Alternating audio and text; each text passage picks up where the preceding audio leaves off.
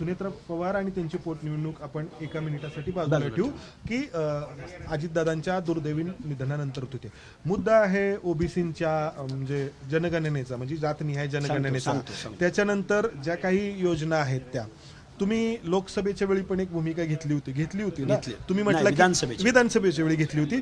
तुम्ही म्हटलं की अमुक अमुकनी एक भूमिका घेतली म्हणून मी आपण मग हे असं आहे ना की त्यांना एकाने भूमिका घ्यायला लावणं आणि मग तुम्ही पण एक भूमिका घेणं ते कुणाच तरी राजकीय पथ्यावरती बघा मी एक प्रश्न ऐका मी एक सत्ताधाऱ्यांना तुम्ही हे जे काही प्रश्न आहेत जातीय जनगणनेची मागणी आहे ना ते का पाळत नाही? हे बघा एक वर्षभरापासून किंवा हे सत्तेवर आल्यापासून मला वाटतं एक 60% बाईट्स ह्या मी सत्ताधाऱ्यांवर बोललोय. सांगतो ना, लोकल बॉडीजमधलं रिझर्वेशन ओबीसीचं संपलेलं आहे. बजेटरी तरतूद आता या प्रेसमध्ये तुम्ही प्रश्न विचारायच्या अगोदरही मी या कालच्या बजेटवर मी प्रश्न विचारलाय की हाके साहेब मीडियाला बाईट देणं हा एक भाग झाला आणि प्रत्यक्षात भूमिका घ्यायची वेळ येणं त्यावेळी सुटत नाहीत प्रश्न, मान्यच आहे ना. पण त्याच्याही पलीकडे जाऊन 2 पावलं पुढे जाऊन जास्तीत जास्त लोकांचं एक संवेदनशीलतेची जी एक भावनिक किनार आहे एक महिला उपमुख्यमंत्री म्हणून ती आहेच. नाही आहे. मी काय म्हटलं होतं, सुनेत्रा वहिनींचा एक प्रश्न एका मिनिटासाठी बघ, तुमची ही भूमिका कोणाच्या तरी राजकीय पथ्यावरती पडत आली आहे का विधानसभेपासून वाटतं तुम्हाला? राजकीय पथ्यावर कोणाच्या आंदोलकांच्या भूमिका, शेतकरी आंदोलकांच्या भूमिका, चळवळीतल्या आंदोलकांच्या भूमिका, रिपब्लिकन चळवळीतल्या नेत्यांच्या भूमिका ह्या राजकीय ते इनकॅश करण्याचा प्रयत्न करतातच. विषय कुठं असतो की त्या लोकांचे प्रश्न सुटणं. प्रश्न सुटले तर ते सॅटिस्फाईड होतात, नाही सुटले पुन्हा आंदोलन. राजकीय पथ्यावरती पडते का तुमची भूमिका कोणाच्या तरी राजकीय पथ्यावरती? कोणाचे राजकीय बघा राजकीय पथ्य वगैरे मी ते अनालिसिस करत नाही. एका महिला उपमुख्यमंत्र्याचा मला कॉल आहे. हे पोटनिवडणुकीचं नाही म्हणत मी, तुम्ही विधानसभेच्या वेळी जी भूमिका घेतली ती भूमिका ही कोणाच्या तरी राजकीय पथ्यावरती पडली का?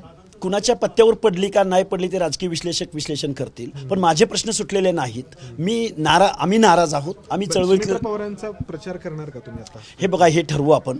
मी आज अर्ज भरत नाहीये. अर्ज भरत नाहीये तुम्ही, तर तुम्ही जे आहे ते सातत्याने जे मनोज जरांगे आहेत त्यांच्यावरती टीका करतात, ते तुमच्यावरती टीका करतात. याच्यातून ध्रुवीकरण होतं महाराष्ट्रामध्ये. मराठा विरुद्ध ओबीसी असा वाद निर्माण होतो. आता होतो की केला जातो हा प्रश्न आहे. आणि याच्यातून कोणाची तरी राजकीय पोळी भाजली जाते आणि समाजामध्ये विखार पेरला जातो. लक्ष्मण हाकेनं पहिल्यांदा एक ॲक्शन केली असं मला एक उदाहरण सांगा. ज्यावेळी ओबीसी मधून आरक्षण मनोज जरांगेंनी मागितलं त्यावेळी ओबीसी मधून जर तुम्ही आरक्षण घेतलं तर ओबीसी संपणार आहे, मूळ ज्यांच्या बाबतीत सोशल डिस्क्रिमिनेशन झालं तो नेस्तनाबूत होणार आहे ही भूमिका मांडली होती. आणि त्याची प्रयोगशाळा साताऱ्याची जिल्हा परिषद अध्यक्षपद झालं, त्याची प्रयोगशाळा पिंपरी चिंचवडचं महापौरपद झालं, त्याची प्रयोगशाळा पुण्यामधल्या 42 ओबीसी नगरसेवकांपैकी ओबीसी आता ओबीसी म्हटलं की मराठा कुणबी यांनी स्पेस मारलेली आहे.